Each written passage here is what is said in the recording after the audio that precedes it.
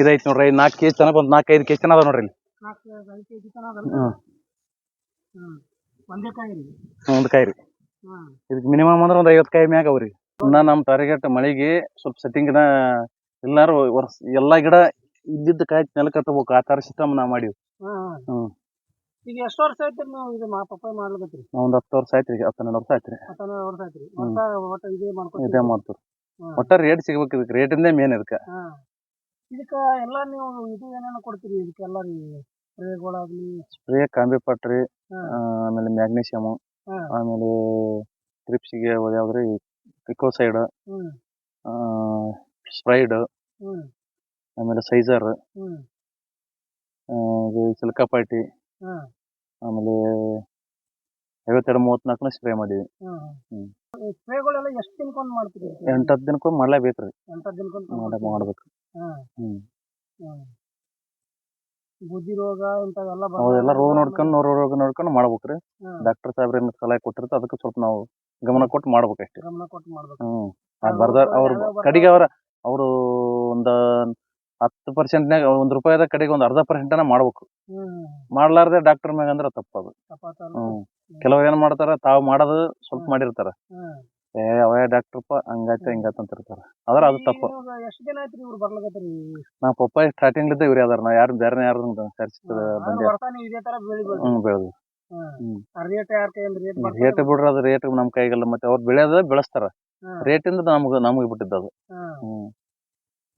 ಈಗ 10 ವರ್ಷ ಮೇಲೆ ಐತಿ ನೀವು ಮಾಡ್ಲಿಕ್ಕೆ ಕಂಟಿನ್ಯೂ ಅವಾಗ ನೋಡಿ ದೂರ ಬರ್ತಾರೆ. ನಾವು ಪಪ್ಪಾಯಿಗೆ ಮಾತ್ರ ಬೇರೆದವ್ರನ್ನ ಯಾರು ತರಿಸಲ್ರಿ. ಮತ್ತೆ ಬೇರೆದವ್ರ ಮಾತನ್ನ ನಾವು ಕೇಳಲ್ಲ. ಅವ್ರು ಬೇಕಾದ್ ಹೇಳಲಕ್ಕ ಆಯ್ತು, ಅಲ್ಲೇ ತಲೆ ಕೆಡಿಸ್ಕೊಳಕ್ ನಾವು ಬೇಕಾದ್ ಏನ್ ಮಾಡ್ಲಕ್ಕ ನಾವೇನ್ ನಮ್ದು ಏಟ್ ಅದ ಅವ್ರ ಸರ್ ಏನ್ ಹೇಳಿರ್ತಾರ ಅದಿಷ್ಟೇ ಮಾಡಿವಿ. ನಾವ್ ಅವ್ರು ಹೇಳಿದ್ಕಿನ ಸ್ವಲ್ಪ ಕಮ್ಮಿ ಮಾಡಿವಿ. ಅವ್ರು ಹೇಳಿದಂಗ ಮಾಡಿ ನಾ ಬಾಳ ಆತದ. ಮತ್ತೆ ನಾವು ಸ್ವಲ್ಪ ರೊಕ್ಕದ ಅಡಚಣೆ ಎಲ್ಲ ನೋಡ್ಕೊಂಡ ಮಾಡ್ಬೇಕು. ಅವ್ರು ಹೇಳಿದ ಕಡೆಗೆ 50% ಮಾಡಿರ್ತೀವಿ. ಅವ್ರ ರೂಪಾಯಿ ಬರ್ದ್ರ ಒಂದು ಅರ್ಧಾನ ಮಾಡಿರ್ಬೇಕು. ಮಾಡಿವಿ.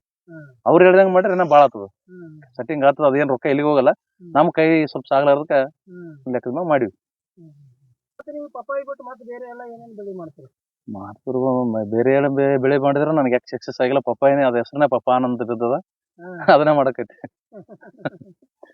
ಸುತ್ತಮುತ್ತ ಏರಿಯಾದಾಗ ಪಪ್ಪಾಯ ಆನಂದ ಅಂತಾರ.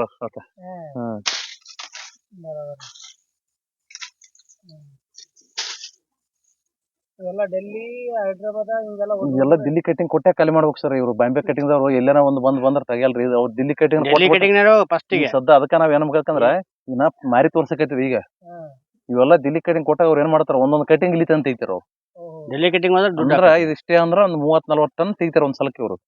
ಅವಾಗ ಏನನ್ನ ರೇಟ್ ಈ ಸದ್ದ ರೇಟ್ ಬರ್ಬೋದಂತ ಚಾನ್ಸ್ ಆದಿ. ಸದ್ದ ಏನನ್ನ ₹20 ಬಂತಾರ ದಿಲ್ಲಿ ಕಟಿಂಗ್ ತೆಗೆದು ಬಿಡೋಕ್ ದಬಾಶ್ ಅಂತ ನಾವ್ ಕ್ಯಾಶ್ ಇಟ್ಕೊಂಡ್ ಕುಂತೀವಿ.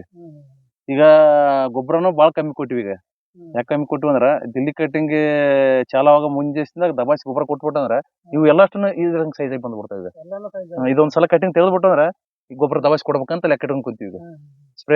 ಸ್ಪ್ರೇ ಡ್ರಿಪ್ ಅದೊಂದ್ಸಲ ಗೊಬ್ಬರ. ಈ ಗೊಬ್ಬರ ಎಲ್ಲ ಎಷ್ಟು ದಿನಕ್ಕೊಮ್ಮೆ ಕಟ್ತೀರಿ ನೀವು?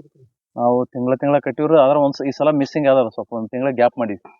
ಸ್ವಲ್ಪ ಮಳೆ ಅನಿವಾರ್ಯ ಕಾರಣದಿಂದ ಸ್ವಲ್ಪ ಬೋಧಿ ಏರ್ಸೋದು ಅದು ಸ್ವಲ್ಪ ಮೇಂಟೆನ್ಸ್ ಸ್ವಲ್ಪ ತಪ್ಪಿಯದ. ಈ ಸಲ ತಪ್ಪಿಯದಂದ್ರೂ ಸೆಟ್ಟಿಂಗ್ ಚಲೋ ತಗೊಂಡದ. ಆದ್ರೆ ನಿನ್ನೆ ಮನೆ ಗೊಬ್ಬರ ಇಟ್ಟಿವಿ ನೋಡ್ರಿ.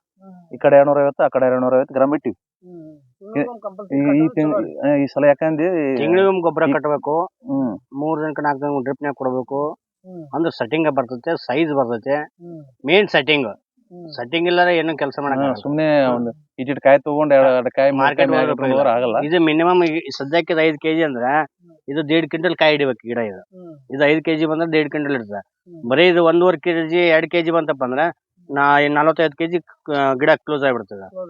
ಅದು ತಳಗಿನ ಕಾಯಿ ಸೈಜ್ ಬರ್ಬೇಕು, ಮ್ಯಾಲೆ ಕಾಯಿ ಸೆಟ್ಟಿಂಗ್ ತಾನೇ ಸಿಗುತ್ತೆ. 4 ಫೂಟ್ ಹೈಟ್ನಾಗ ನೀವು ಮಿನಿಮಮ್ ಒಂದು 70-80 kg ತೆಗೆದು ಬಿಡಬೇಕು. 4 ಫೂಟ್ ಅಲ್ರಿ 5 ಫೂಟ್ 6 ಫೂಟ್ ಕಡೆಗೆ 1 ಕ್ವಿಂಟಲ್ 1.5 ಕ್ವಿಂಟಲ್ ತೆಗಿಬೇಕು ಮಾಲ. ಅದು ಮುಂದಿನ ಏನಕ್ಕಾಗಲ್ದಕ್ಕೆ ಮಿಚ್ಚಿನ ಕೈ ಚಾರಿತಾಗ ಬರ್ತದ. ಅದು ಮುಂದಿನ ನಮ್ ದೈವ ಅದು.